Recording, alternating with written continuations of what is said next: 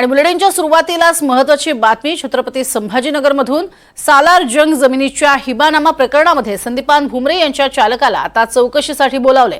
आर्थिक गुन्हे शाखेकडून 150 कोटी रुपये किमतीच्या जमिनीच्या वादग्रस्त व्यवहाराची चौकशी होणार आहे। भुमरेंचा चालक जावेद रसूल शेखला नोटीस देत चौकशीसाठी बोलवण्यात आले। हैदराबाद इथल्या सालार जंग घराण्याचे वंशज मीर महमूद अली खानला नोटीस पाठवण्यात आलेली आहे। यापूर्वी देखील नोटीस देऊन बोलवण्यात आलेलं होतं। तर भुमरेंचा चालक चौकशीसाठी उपस्थित राहणार का आणि काय उत्तर देणार हे पाहणं देखील महत्त्वाचं ठरणार आहे। अधिक माहिती घेऊयात। मोहसिन शेख आमचे प्रतिनिधी आपल्या सोबत आहेत। मोहसिन, आजची चौकशी अत्यंत महत्त्वाची असणार आहे, काय अधिक माहिती?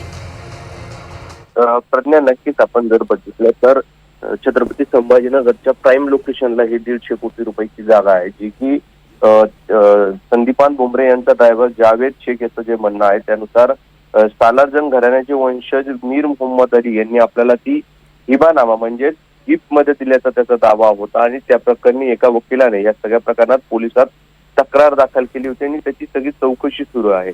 आता यापूर्वी देखील या दोघांना म्हणजे मीर महमूद अली खान आणि संदीपान भुमरे यांचा चालक जावेद शेख याला चौकशीसाठी बोलवलं होतं।